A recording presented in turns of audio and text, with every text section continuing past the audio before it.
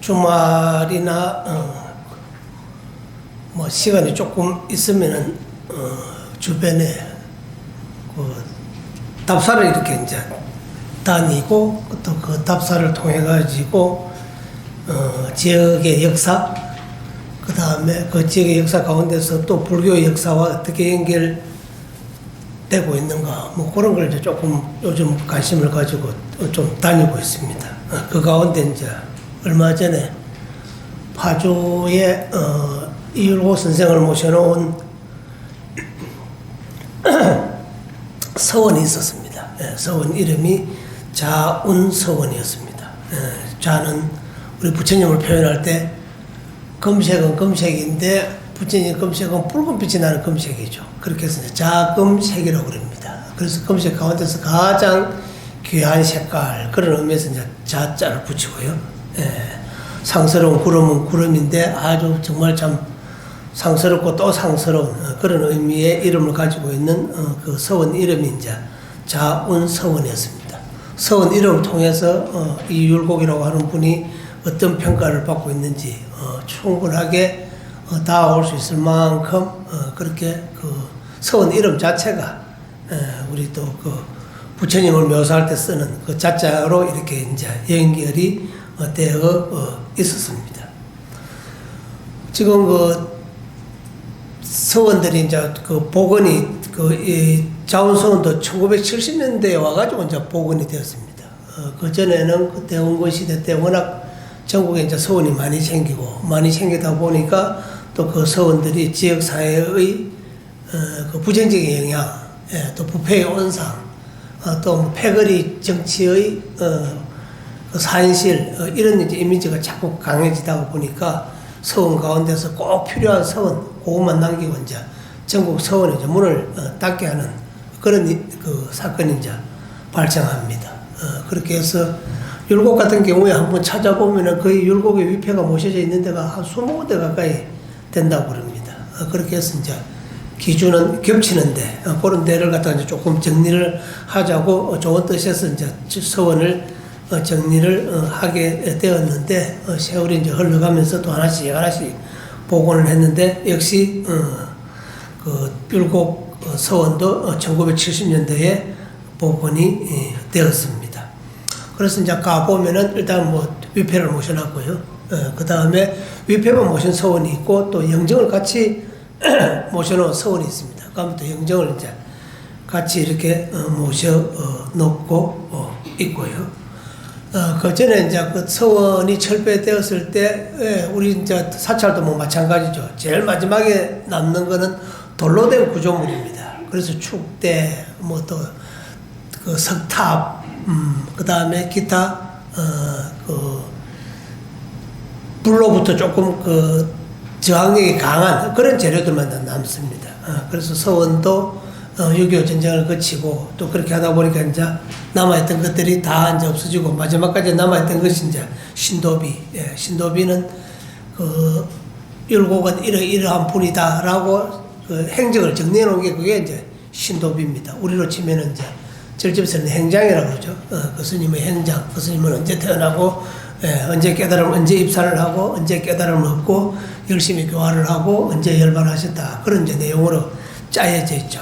그걸 갖다가 우리는 이제 행장이라고 그러고, 그걸 또 비슷하게 이렇게 새겨놓은 거, 그게 이제 신도비입니다. 그런데 이제 신도비를 갖다 누가 쓰느냐, 이게 이제 늘 문제가 되죠. 그렇게 해서 그 당시에 가장, 덕망도 높고, 글도 잘 쓰고, 또 주변의 시민 평가도 좋은 그런 사람들이 이제 주로 씁니다. 그렇게 해서 율곡은 당대 최고 지식인이니까 그 당시에 백사 이항복이라고 아주 유명한 그런 이제 선비가 뭐 교과서에서도 기억이 나실 겁니다. 뭐 오선과 한엄할 때 그 한 사람이 백사 이항복입니다. 그래서 백사 이항복이가 그 글을 쓴 신도비가 서원이 없어졌음에도 불구하고 그 자리를 이제 지키고 있었던 거죠. 그 다음에 이제 묘정비라고 그럽니다. 묘정비는 이제, 제가 이제 묘정비하고 이제 재미난 일화가 하나 있는데, 예전에 이제 법주사 살 때였습니다. 그래서 그 옆에 이제 그 서원이 이제 하나, 송시를 모셔놓은 이제 서원이 하나 있었습니다. 그렇게 해서 이제 그 서원 간다고, 내비게이션을 이렇게 치는데, 묘정비 이래 놓은 거예요. 묘정비. 뭐지? 묘를 갖다가 정비한다는 말인가? 아무리 우리나라가 내비게이션이 발달하고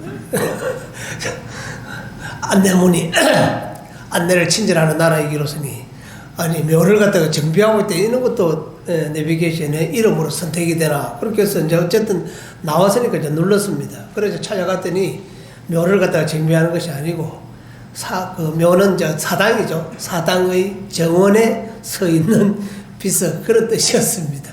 그래서 혼자서 좀 선웃음을 이렇게 이제 지었던 경험이 있는데 그 이제 서원 전체를 갖다가 설명해 놓은 이제 비석이죠. 신도비는 율곡 개인에 대한 비석이고 묘정비는 율곡을 갖다가 모시고 있던 그 서원에 대한 그 내용으로 이제 되어 있는 게 이제 묘정비입니다. 이것도 역시 돌로 되어 있다. 그래서 그 두 개가 돌로 된 채로 자리를 이렇게 이제 굳건하게 이제 지키다 보니까 나중에 이제 복원할 때 만약에 돌마저 없어지고 또 살던 주민들마저도 전쟁 와중에 다 흩어지고 이렇기 때문에 이제 구전이 되어버리는 거죠.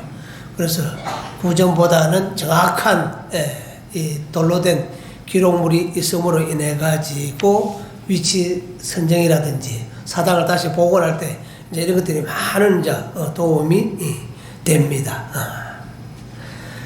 그렇게 해서 이제 지금 이제 파주라고 하는데 요즘 이제 지자체가 되다가 보니까 우리 동네 이제 인물 한 명 나오면은 이제 엄청 선양 사업을 이제 해줍니다.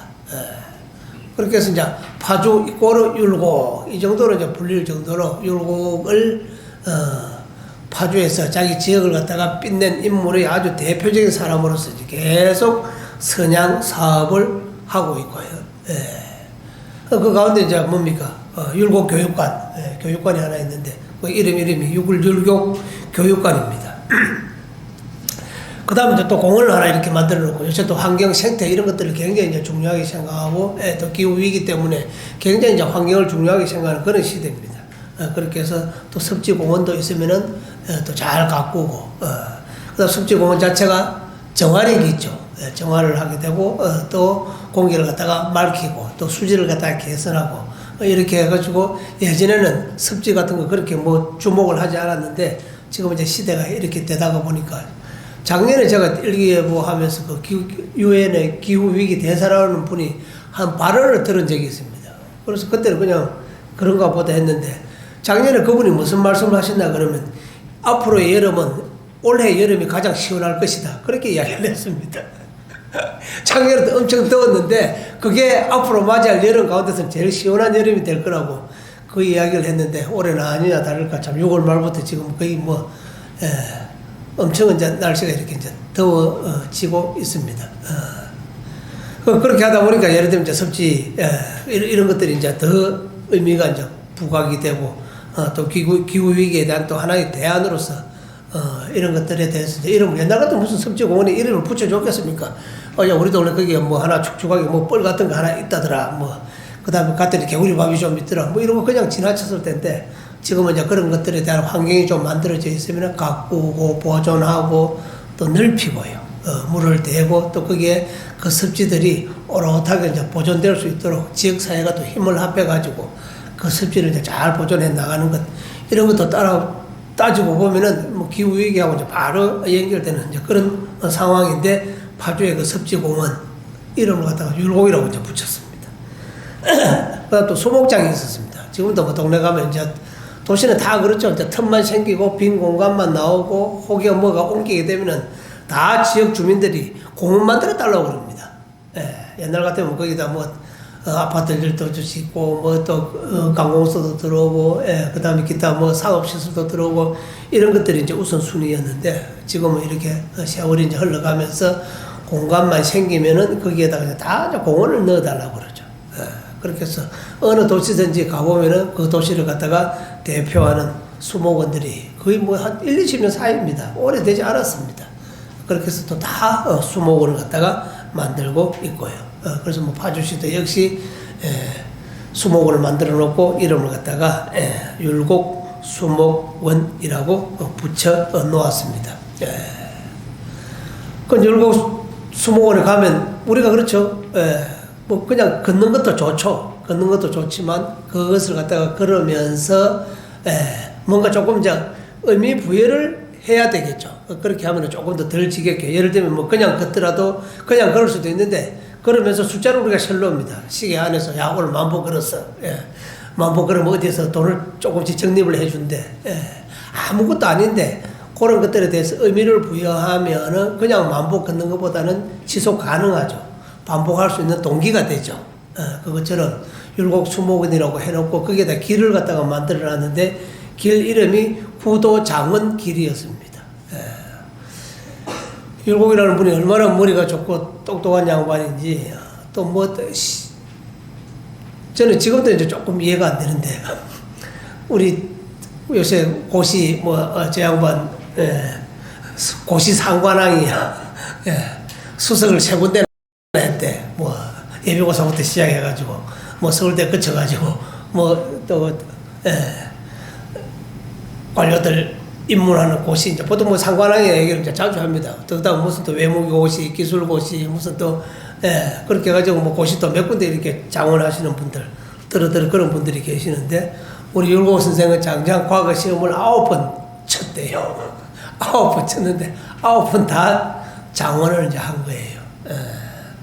왜 시험을 9번을 쳤을까? 한 번만 치면은 다, 급제, 제대로 된 시험, 정식 시험, 한 번만 치면은, 그 뭐 초시, 복신자 뭐 이랬으니까 한 30번 치면 될 텐데, 9번씩이나, 그럼 옆에 사람들이 뭐라고 그랬겠어요? 실력이 있다고 자랑하는 것처럼 이제 비칠 거 아니에요. 그러니까 이제 조금, 우리 또 뭡니까? 고시 상관왕이다 그러면은 한편으로 부러워하면서 다른 한편은 입을 삐죽 하죠. 남을 하나도 지금 통과 못 해가지고 죽을 지경인데, 뭐, 상관왕이라고, 그래서 한편 부러워하면서도 또 한편으로 입을 삐죽하듯이 율곡도 마찬가지였다는 거죠. 뭐 굳이 저렇게 시험을 자주 쳐가지고 수석을 해가지고 이름을 갖다가 우리 옆에 사람의 길을 갖다가 이렇게 죽이는, 그러니까 이제 또 삐죽삐죽 했겠죠. 그래서 이제 머리 좋은 사람은 찬탄의 대상인 동시에 시기 질투의 대상이죠.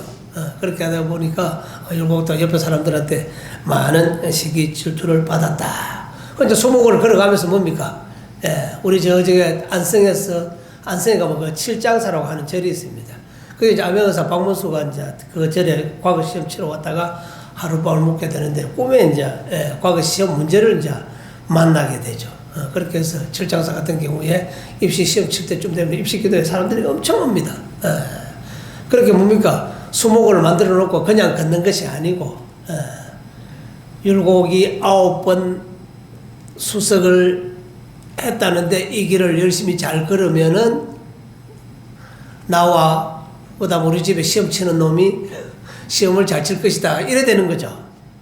쉽게 이야기하면은 율곡 선생이 가지고 있는 길을 받아 가지고 내 아들이 시험을 좀 잘 쳤으면 좋겠다. 이거 내가 와가지고는 안 되겠다. 네가 직접 가라. 이래 되겠죠. 뭐 주변에서 해줄 수 있는 것은 한계가 있잖아요.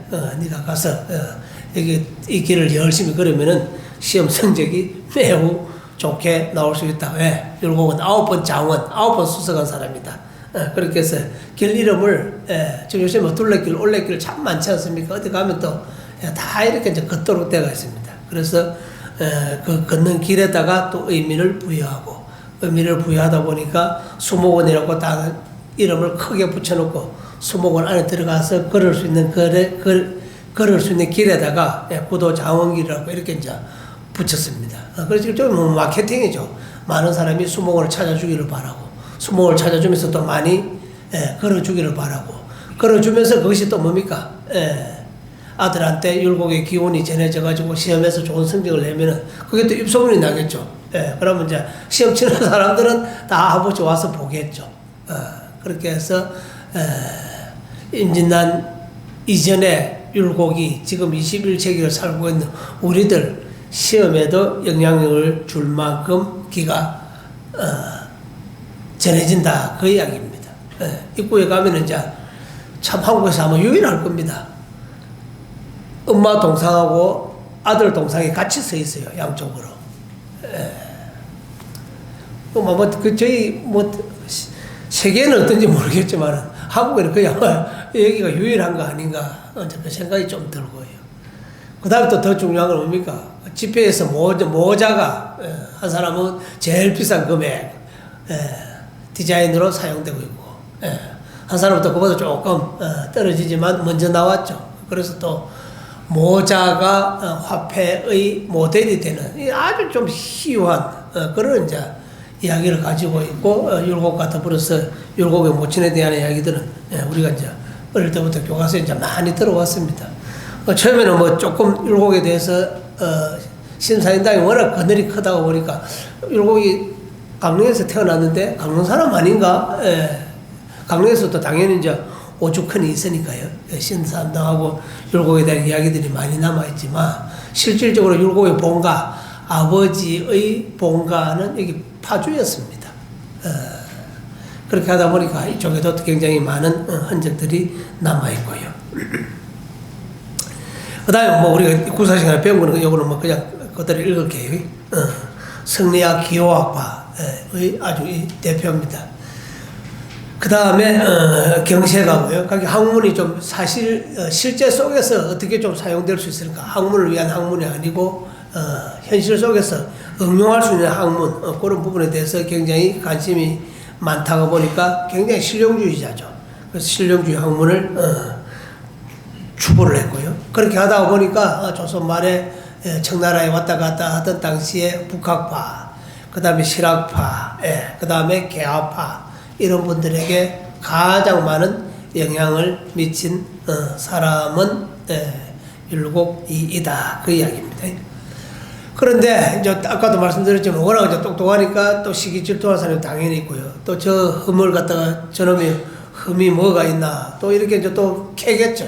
지금 우리가 이제 장관 하나 추천하면 이제 청문회라는 과정을 거치고 청문회라는 과정을 거치다 보면은 뭐 이제까지 전 국민이 모르고 있던 사실을 다 알게 되고 다 알게 되다 보니까 청문회 싫어서 나 그 자리에 안 나가겠습니다 하고 이제 고사하는 사람들이 많을 정도로 개인을 갖다가 이렇게 이제 흠을 갖다가 잡는 그런 것들은 뭐 조선시대도 역시 예외가 아니었다.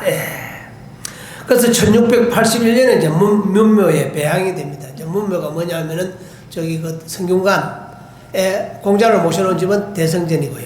그 다음에 공자의 그 사상과 이념을 충실하게 잘 이행한 아주 훌륭한 현인, 한국 동방에서 우리나라죠. 우리나라에서 가장 유교를 갖다가 대표하는 인물들을 18명을 갖다가 모셔놨습니다. 그게 이제 문묘의 18현이라고 보통 이야기하는데 우리 이제 불교식으로 표현하면은 뭐 18아라한쯤 되겠죠. 1번이 누구냐? 원효대사의 아들인 설총입니다. 그 다음 우리 최치원 선생도 거기 들어가 있습니다. 그 다음에 그 태조 이성계의 아들인 태종 이방원의 스승이라고 알려져 있는 정몽주 이런 양반들도 들어가 있고요. 그 다음에 뭐 태계는 말할 것도 없고 오늘 이야기하는 율곡 다 포함해가지고 한 18명 정도 이제 그 훌륭하다고 생각되는 분들을 이렇게 이제 모셔놨는데 1681년에 이제 그 문묘에 뭐 여기 들어간다는 거는 굉장히 개인적으로는 엄청난 영광인 거죠. 어쨌든 간에 여기에서 이야기하는 성인의 반열에 들어간다 그 이야기입니다.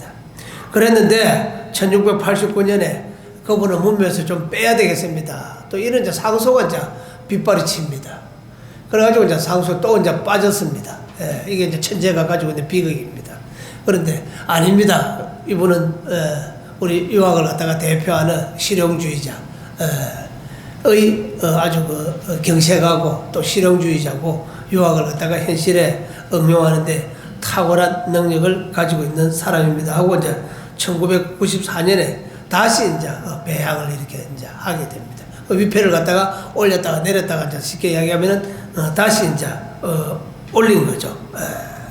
그 이유는 제가 조금 있다가 한 4번 그 부분에 가서 설명을 한 번 더 하도록 하겠습니다. 어쨌든 간에 그런 과정 우여곡절을 거쳐가지고 그 이제 현재 문묘에 배양되어 있고요. 1611년에 제자들에 의해 가지고 문집이 간행되고, 그 다음에 1774년 영조 20년입니다. 율곡전서. 그렇게 해서 이제 그 우리 불교에서는 이제 부처님 말씀을 모아놓은 게 이제 경전이죠.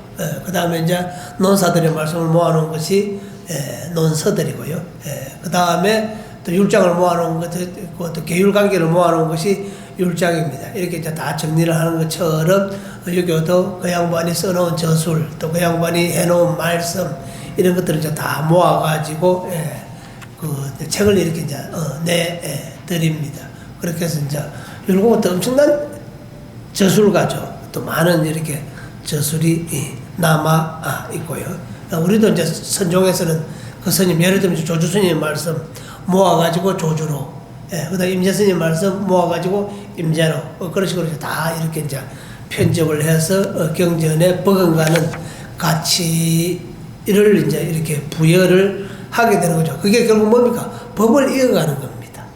법을 이어가는 것은 그냥 이어지는 것이 아니고, 물론 뭐 말로도 이을 수 있겠지만, 언어라고 하는 것은 또 언어가 가지고 있는 한계가 있죠. 지금 이렇게 이제 녹음을 하고, 또 영상에 남아있고 하지만, 예전에는 이제 글로 남겨놓으면은 좀 오래 가지만, 말로만 해놓으면 뭐 조금 지나고 나면 그 당시에 그 공간 안에서 말 들었던 사람들을 제외하고는 확장성이 없는 거죠. 그렇게 이제 하다가 보니까 문자화되고, 문자화되다가 보니까 그분이 가지고 있는 그런 저서, 말씀, 이것을 갖다가 이제 문자로 만들어가지고 법으로 이제 이렇게 전해져 오는 거죠. 부처님이 제자 가운데서 아난존자가 또 부처님 말씀을 가장 잘 기억했죠. 잘 기억해가지고 그것을 갖다가 다 이렇게 이제 모아서 오늘 2500년이 지난, 2600년이 지난 이 시점에서도 우리가 이제 부처님의 말씀을 갖다가 들을 수 있는 것은 결국 아난존자가 들어왔던 것을 갖다가 문자화했기 때문에 이제 가능했던 거죠. 그전에는 외화서 전달해 줬습니다. 외화서 전달해 주면 어떤 문제가 생기냐? 왜곡이 일어납니다. 왜? 사람의 기억력은 한계가 있죠. 기억력도 내가 내 기억력을 갖다 내가 편집해 버립니다. 그렇게 해서 전혀 꼭 전해야 될 것이 빠지는 경우도 있고, 내 생각인데 내 생각이 부처님 말씀처럼 둔갑을 하는 경우도 있고, 그렇게 해서 그렇게 하는 것보다는 문자로 하는 것이 좋겠다. 그렇게 해서 이제 문자로 정리를 했고요. 그러다 보니까 이제 팔만대장이 만들어지고, 그렇게 해서 팔만대장을 통해서 옛날에 읽었던 그 사람도 팔만대장을 읽고 있고, 21세기 오늘날 우리도 팔만대장을 읽고, 크게 변조가 이제 없는 거죠. 그렇게 하다 보니까 문자의 중요성은 뭐 우리 종교를 가지지 않고 유가 쪽의 식구들도 마찬가지고 우리 불교 집안도 마찬가지고요.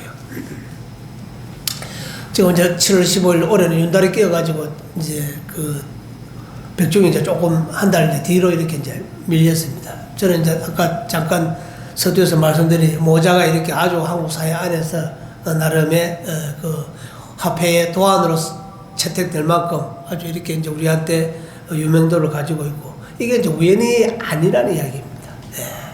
내가 아무리 내 혼자 잘나고, 내가 아무리 사업을 돈을 많이 벌이고, 내가 아무리 고위 관료고, 그런데 그 다음은 뭡니까? 내가 아무리 도가 높고, 내가 아무리 훌륭한 스님이고, 그걸 갖다가 이어서 선양해 줘야 될 다음 세대, 이거 양성을 잘하는 그 사람이 제가 볼 때는 가장 훌륭한 사람 같아요. 저 혼자 잘나기도 쉽습니다. 왜? 저 혼자 열심히 하면 되거든요. 열심히. 그런데 옆에 제자를 잘 길러낸다든지 자식을 잘 기르는 거, 이거는 정말 정성이 많이 들어가죠. 내가 하는 거에 몇 배가 들어가도 될까 말까 합니다. 그래서 율곡도 물론 훌륭하지만 율곡과 더불어서 그 율곡 집안에 율곡이라고 하는 한 인물을 배출하기 위한 그 정성, 이런 것들을 갖다가 아마 자식들이 알면은 7월 15일 날 전부 다 와서 효도할 겁니다.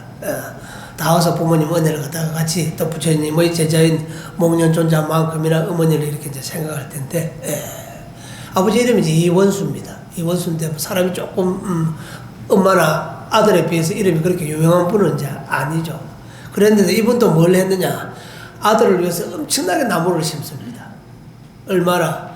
밤나무를 갖다가 1000그루를 심었다고 그래요. 지금도 여러분 우리 여기 건강정사 옆 마당에 밤나무 산에 심는다고 한번 생각해 보십시오. 작은 숫자가 아니겠죠. 1000그루의 밤나무를 갖다가 아들을 위해서 심습니다. 그러니까 뭡니까? 부친도 아들을 위해서 엄청나게 공을 들이는 거죠. 우리 그 딸이 태어나면 시집갈 때 장롱 만들어준다고 오동나무 심었다, 뭐 그런 얘기들 들어 심었을 겁니다. 그래서 나무를 심는다는 이야기는 나무 가꾸는 것을 갖다가 자식처럼 잘 가꾸겠다고 하는 마음가짐을 다시 한번 자기가 자기한테 좀 환기시키는 겁니다. 뭐 그 나무 단순하게 무슨 4월 5월 15일 나무 심는 의미가 아니라는 거죠. 내 자식이 좀 잘 됐으면 좋겠다. 내 자식을 좀 잘 되게 하려고 그러면은 무엇을 해야 되니까. 그래, 나무를 심자. 그것도 무슨 나무를? 밤나무를 심자. 율곡이 이름이 이입니다. 이름이 똑같습니다. 이인데 호가 율곡이죠. 율이 무슨 율자냐? 밤나무 율자입니다. 밤나무를 계곡에다가 한 천그루 심어 놓으니까 그 밤나무 꼴이라고 이제 부른 거죠. 그래서 율곡의 호는 우리가 율곡이라고 부르지만 율곡 선생의 호는 우리말로 하면은 밤나무 꼴에서 밤나무 꼴에 전기를 받고 태어난 사람 이런 의미가 되겠죠. 그걸 누가 하셨느냐? 부친이 했다는 겁니다. 그래서 이제 애들한테 직접 이렇게 교육시키면은 아들하고 아버지는 늘 충돌이 일어나죠. 이 충돌 안 일어나고 내 할 말을 통해서 애가 내가 원하는 방향으로 좀 잘 갔으면 좋겠는데 직접적인 방법이 잘 안 통한다. 나무를 심으십시오. 내가 네 생각하면서 나무 심었다. 오늘 가서 물 줬다. 차라리 이게 훨씬 더 가마를 줄 수 있겠다. 그 생각이 들어요. 내가 니를 위해서 이 나무 심었다. 내가 아침마다 물을 준다. 여기에 또 먼지가 날라오죠. 앉으면 내가 입도 수건 가지고 닦아준다. 예를 들면, 그죠? 그래서 너가 이 나무처럼 잘 자라기를 내가 항상 기도하고, 있다는 것을 네가 좀 알아줬으면 좋겠다. 예를 들면 이제 간접적인, 혹시 이런 방법들이 훨씬 더 효과적일 수도 있겠죠. 그 다음에 이제 어머니는 또 어떻게 했느냐. 어머님 이름은 모르죠. 다 신사임당 말죠. 어머님 이름이 신인선이라고 하는 분입니다. 여자들은 뭐 이름을 좀 잘 안 쓰다 보니까 우리가 잊어버렸는데 이름이 인선입니다. 호가 사임입니다. 사임. 사는 서성사자인데 동사로 새길 때는 본받다라는 뜻이 있습니다. 그 다음 임은 뭐냐? 사람 이름입니다. 태임이라고 하는 분이 계시는데 이분이 누구냐 하면은 주나라 문왕의 어머니입니다. 공자님이 가장 이상적인 국고를 생각했던 것이 중국 주나라입니다. 그래서 주나라 모델을 갖다가 세상에 펴지게 하기 위해서 평생 그 당시에 이제 나 좀 써주시오. 공자가 이제 천하를 주유를 합니다. 나 좀 써주시오. 내가 주나라 이상 시스템을 갖다가 오늘 이 사회에 만들어 보고 싶소. 하도 안 써주는데 열심히 돌아다니니까 옆에 사람들이 또 공자 또 엄청나게 지금이야 뭐 성현이라고 존경을 받지만 그때는 또 그것 때문에 막 여기저기 이제 써줄 생각도 없는 사람들한테 가서 써달라고 이제 계속 자리를 구하러 다니니까 그게 대해서도 이제 비난하는 말들이 이렇게 이제 떠 오는데 어쨌든 간에 현재 세계사에서 많은 사상가들 가운데서 공자도 한쪽에 위치를 갖다 우뚝 차지하고 있는 분인데 그분이 이상국가를 생각하는 게 이제 주나라입니다. 주나라를 세운 사람이 문왕이죠. 문왕의 모친의 이름이 뭐냐? 태임입니다. 그래서 그 태임을 갖다가 내가 본받겠다. 내가 정말 조선을 갖다가 다스릴 수 있는, 조선을 갖다가 빛낼 수 있는, 조선을 갖다가 주나라처럼 만들 수 있는 훌륭한 아들을 갖다가 배출하겠다라고 하는 문왕의 어머니의 그 발언, 그걸 이제 그대로 해가지고 사임이라고 했습니다. 태임을 본받다 그런 뜻입니다. 아버지는 아들이 잘 되게 하려고 열심히 나무를 심고, 엄마는 주나라 문왕의 어머니를 닮아가겠다고 호를 갖다가 사임으로 이렇게 이제 했습니다. 그래서 정말 이제 이 두 분의 부친과 모친의 이 이제 정성과 공덕이 통했는지 아들 똑똑한 아들이 진짜 태어났죠. 강릉 오죽헌에 가면 써놨습니다. 동해바다에서 검은 용이 내 품 안으로 들어오는 꿈을 꾸고 아들을 낳았다. 그래 되가 있습니다. 그 방 이름이 몽룡실입니다. 꿈에 용이 나타난 방이다. 그 뜻입니다. 그렇게 해서 이제 훌륭한 아들을 낳게 되고 똑똑하게 얼마나 똑똑한지 그냥 남들은 한 번도 합격하기 힘든 시험을 9번이나 합격을 하고 그것도 합격이 아니라 9번 수석을 하는 이런 아들을 갖다가 낳게 됐습니다. 우리 뭐 시집 간다, 장가 간다, 이제 이런 말을 이제 쓰는데, 신사임당을 이렇게 이제 가만히 한번 봐보세요. 강릉에 자기 집에 그대로 살고 있죠. 그렇게 해서 이제 장가 간다는 말이 뭐냐 하면은 남자가 장인의 집에 간다 이 말입니다. 모계사에다 그 이야기입니다. 그게 이제 실질적으로 처음에는 장가를 갔죠. 그런데 조선시대 이제 이후에 남성 중심의 이제 북의 사회가 되면서 이제 시집을 갔는데 시집은 뭐 시댁의 딸이 들어가는 겁니다. 그렇게 해서 아들이 처갓집에 들어가서 사는 것은 장가 가는 거. 딸이 시댁에 가서 사는 것을 시집 가는 거. 우리 시집 장가 간다는 말을 같은 말로 생각하는데 같은 건 같은 거죠. 결혼해가지고 같이 산다는 것은 같지만 주체가 이제 다른 겁니다. 그런데 율곡은 참 재밌는 것은 엄마가 계시던 강릉에서 태어나고 아버지가 계시던 파주에서 살고 결혼해가지고 처가의 부인이 저 항해도 해주 사람입니다. 해주 가서 살고 시집도 갔다가 장가도 갔다가 자기네 집에도 갔다가 그렇게 해서 그게 이제 한 사회 안에 이제 혼재대가 있는 거죠.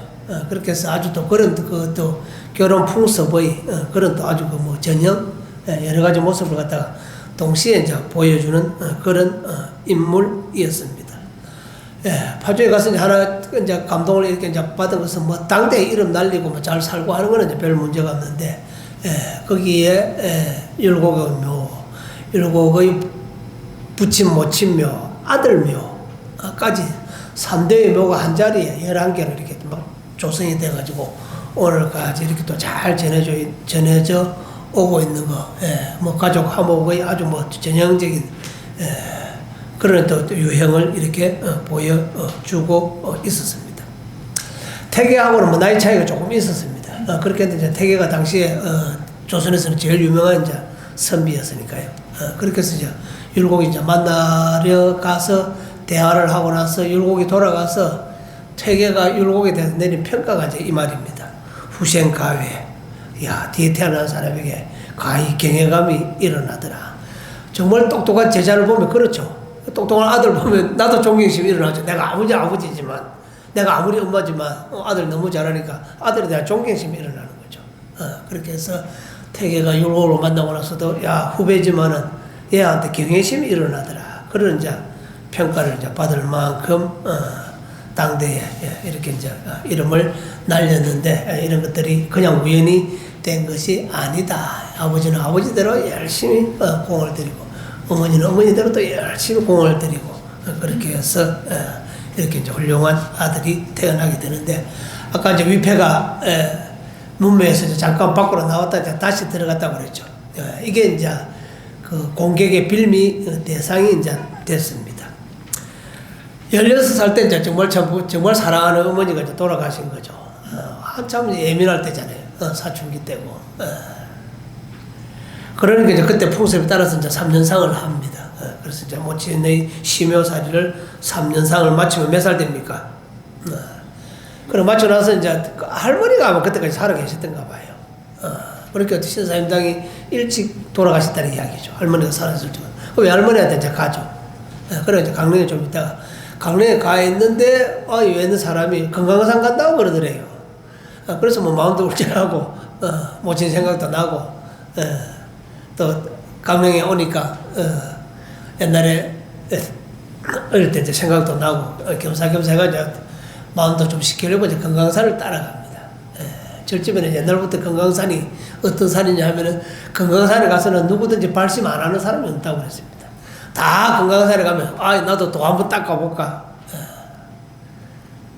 나도 불교 한번 믿어볼까, 이 생각이 이제 저절로 나게 되는 거죠. 그렇게 해서 이제 19세에 출가를 이제 하게 됩니다. 출가의 화두가 뭐였나? 도대체 어머니가 돌아가셔서 어디로 가셨을까? 생사 문제입니다. 죽었다는 게 도대체 뭘까? 어린 소년한테 그 당시에 나이는 어린 것도 아니지만 지금으로 보면 이제 거의 사춘기 조금 지난 16세에서 19세 사이 엄청나게 개인적으로 이제 사상적으로 육아 경제를 아무리 비벼봐도 거기다 답이 없는 거예요. 그래서 이제 생사 문제에 대해서 관심을 가지고 이거 불교에서는 답이 있겠다. 그렇게 해서 이제 그 건강상 가는 사람을 누구는 뭐 스님이라고 그러기도 하고 누구는 이제 제가 거사님이라고 그러기도 하고 그냥 누군가를 따라갔다고 했는데 그분에 대한 이제 묘사는 없어서 모르겠지만 제가 볼 때는 앞뒤 정황으로 미루어 보건데 아마 스님이 이렇게 강릉하고 이제 건강산은 그렇게 먼 데가 아니니까요. 탁발 나왔다가 이제 아마 자기 절로 돌아가는 길에 율곡을 만났던 것 같고요. 그래서 결국 이제 오래 했으니까 그럼 금강산에 바람이나 한번 씌우지. 같이 갈까? 내가 길 안내할게. 뭐 이래 됐겠죠. 그렇게 해서 이제 금강산을 가게 됩니다. 그런데 아까도 말씀드렸지만 9번 수석할 정도니까 머리가 보통 사람이 아니었겠죠. 우리 이제 경전 가운데 그 능은경이라고 하는 경전이 있습니다. 중국에서도 그러고 우리나라에서도 그러고 똑똑한 사람들이 제일 좋아하는 경전이 능은경입니다. 왜? 어려워서 보통 사람들은 볼 수가 없습니다. 이거는 나 능은경 좀 본다면 나 머리 좋은 사람이야 이 말입니다. 그래서 절에 처음 입산하면은 강원이라고 하는 데서 교육을 받는데 3학년 때 이 능은경을 배우는데 능은경의 별명이 뭐냐? 차돌능엄입니다. 차돌능엄. 얼마나 단단한지 우리 뭐 그러면 이빨도 안 들어간다 그런 말 쓰죠. 이빨도 안 들어간다 보통 사람들은. 그랬는데 율곡은 능은경을 갖다가 그렇게 좋아하게 되고요. 능은경은 글자 구조가 전부 다 늑자로 되어 있습니다. 그래서 율곡의 문체가 전부 다 늑자로 되어 있습니다. 율곡은 조선에서도 딴 게 워낙 인물이 많아가지고 알려지지 않지만 최고의 문장가로 들어가는데 그 문장의 형식이 능은경의 영향을 받은 그런 형식이었다. 절에 가서 또 오래 닦는다고 깨닫는 거 아닙니다. 역시 천재는 천재입니다. 1년 만에 이 문제를 해결해 버린 거예요. 우리 이제 어록 보다 보면은 똑똑한 사람은 3일 만에 깨치고 상근기죠. 그거보다 조금 모자란 중근기는 한 일주일 만에 깨치고 아무리 하근기라고 해도 한 석 달 안에 석 달만 열심히 공부하면 깨칠 수 있다. 이제 그런 말을 갖다가 뭐 좋게 말하면 희망 고문이고요. 나쁘게 말하면 공부할 때 바짝 열심히 정말 애가 타게 하면은 그 기간 안에 문제가 해결될 수 있다. 율곡은 생사 문제를 갖다 1년 만에 이제 해결했습니다. 1년 만에 해결하고 오도송이죠. 오도송인데 하산시입니다. 내가 금강산에 더 있을 필요가 없구나. 모친의 그 생사 문제가 이제 그 문제가 이제 해결이 되어버린 거예요. 그렇게 하면서 내려온 하산시인 동시에 오도송이 이제 남아 있습니다. 한번 봐보겠습니다. 그물곡 뒤에 연비, 의약, 상하동 그렇게 들어갔네요. 연비, 의약, 상하동.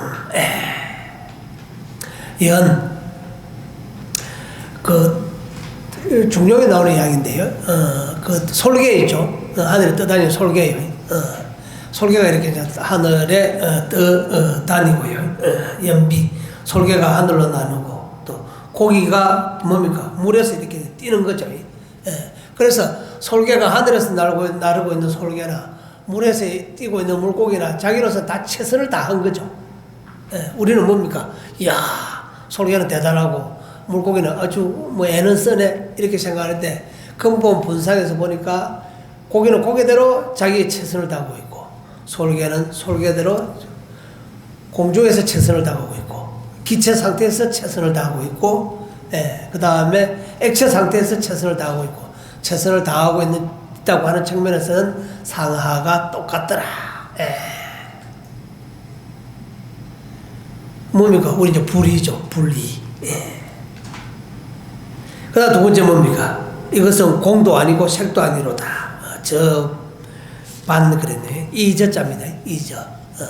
저반, 그럼 우리 뭐 일반 그럴 때 고반자입니다. 가지반자요.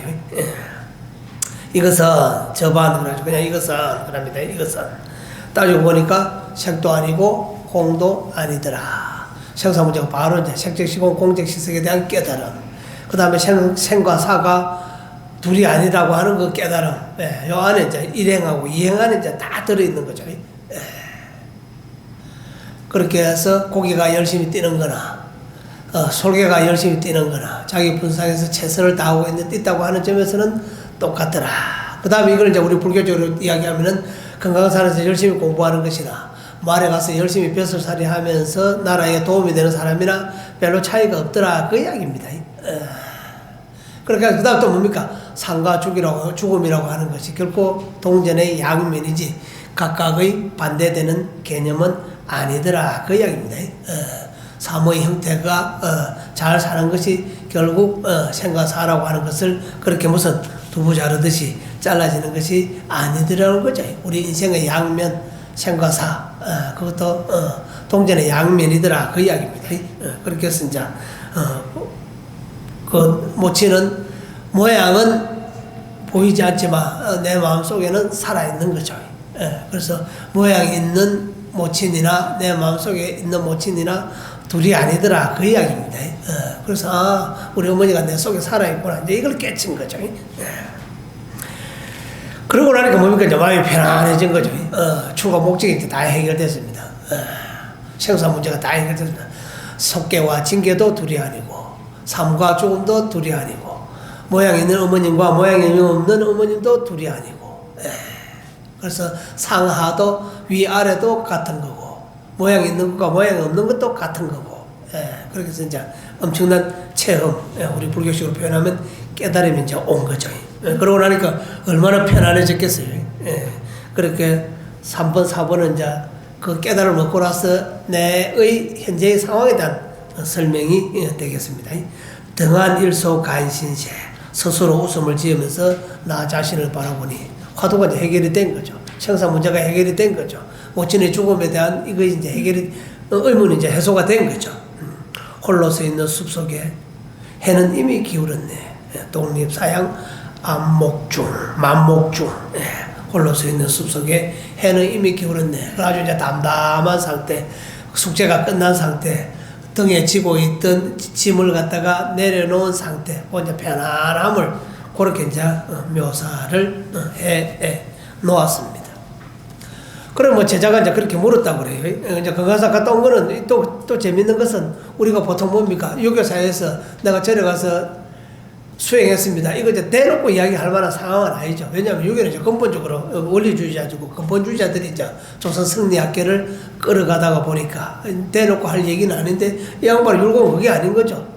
내가 그 3년 동안 모친이 돌아가시고 그다음 내 개인의 그 문제 해결에 그 기간이 내한테 너무 소중한 기간인 거예요. 사람이 이제 완전히 달라진 딴 사람이 되어버린 거죠. 그래서 이제 그걸 늘 이렇게 이제 주변에다가 얘기를 이제 하고 다녔습니다. 다니고 심지어 뭐 건강산 자기가 있었을 때 그 건강산 기획문도 남겨놓았습니다. 그렇게 해서 건강산 이력을 갖다 이제 자랑스럽게 얘기를 하다 보니까 이게 이제 그 당시에 그 율곡을 갖다가 흠 잡으려고 하는 사람들이 이제 이걸 가지고 이제 흠을 잡아가지고 위패가 밖으로 잠시 나왔다가 다시 이제 문묘에 재배양되는 사건은 이것 때문에 이제 그렇습니다. 그래서 이제 김장신이가 하도 이제 자기 제자입니다. 김장생도 18성인 안에 들어가는 아주 훌륭한 사람입니다. 그 자꾸 옆에서 이제 험담을 스승이 돼서 험담을 했으니까 듣기 싫잖아요. 그래서 이제 스승한테 넌지시 이제 물어봤습니다. 그때 스승님 머리를 깎고 계셨습니까? 이제 이렇게 묻는 거예요.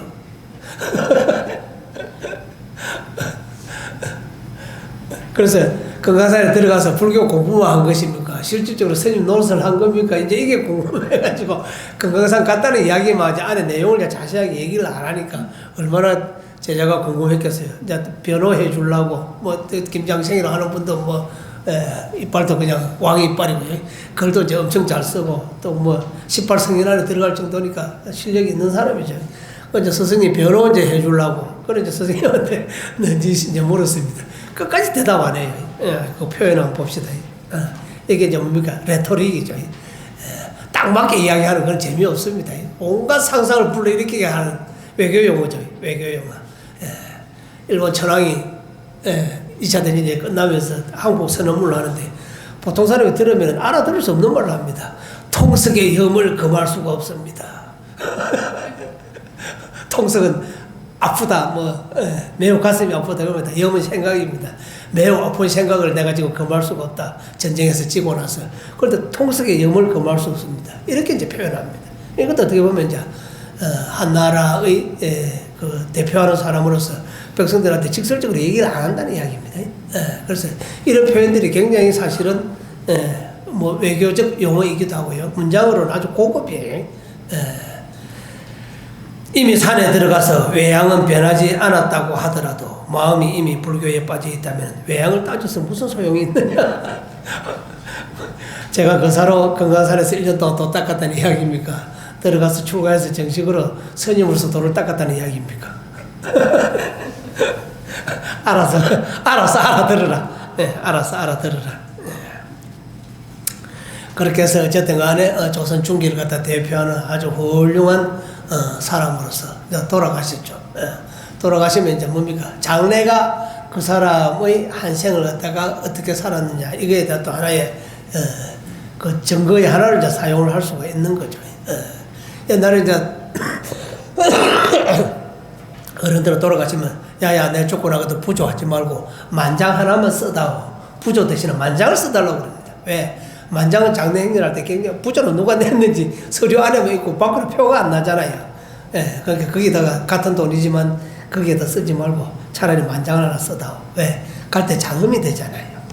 그런 말이 있을 정도로 그 옛날에는 그 장례식을 굉장히 중요하게 생각을 했습니다.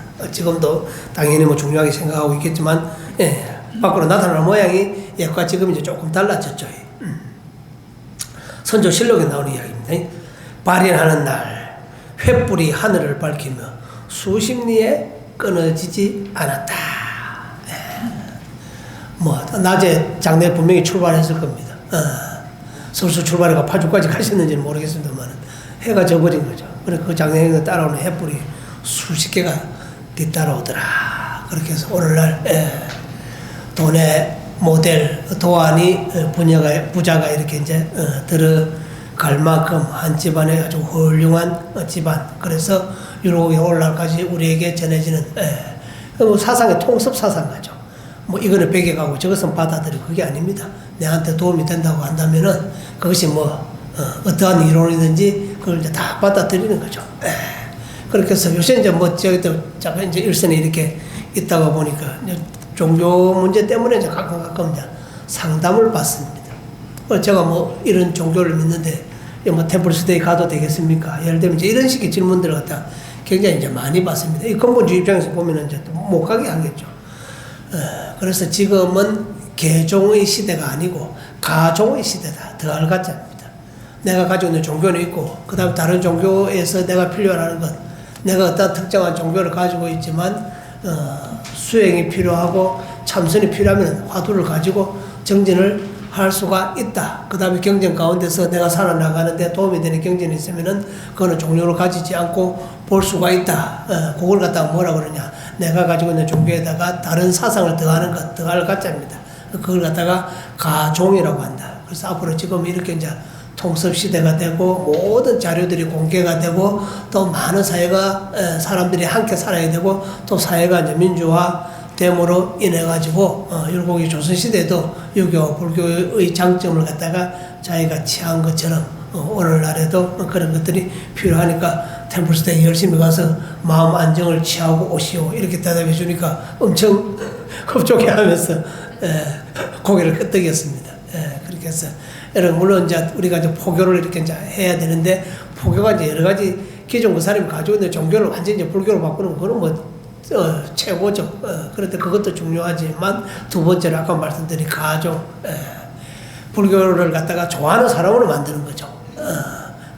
종교에 관계없이요. 이슬람도 우리 불교를 좋아하고 그 다음에 뭐 기독교도 우리 불교를 좋아하고 또 다른 종교도 우리 불교를 좋아하고 이렇게 이제 만드는 거죠. 그래서 불교에 대해서 좋은 느낌을 갖게 하는 인구를 갖다 자꾸 늘려가니까 그게 이제 가종입니다. 그렇게 해서 그런 부분까지 염두에 두어 주십사 하고 부탁을 드리면서 조선 중기 때 율곡이 유교와 불교가 가지고 있는 그런 긍정적인 양 측면을 다 수행과 공부를 통해서 개인 번뇌도 해결하고 또 그런 것들이 또 조선 사회를 갖다가 밝혀가는데 결국 이제 실학파, 북학파, 개화파 그렇게 영향력을 주어서 조선 사회가 좀 더 긍정적이고 바람직하게 나아가는 기가 하는데 대단한 기여를 한 것은 결국 이런 통섭 사상이다 그 이야기입니다. 그렇게 해서 이런 부분에 대해서 조금 시각을 넓혀 주십사 하고 부탁하는 의미에서 오늘 율곡 이 선생의 그 행장을 통해 가지고 우리가 본받아야 할 것, 배워야 할 것 그런 것들을 한번 생각해 보고자 해서 오늘 건강정사에 이 법회 시간에 일요법회에 이 말씀을 드리게 되었습니다. 예, 고맙습니다. 성불하십시오.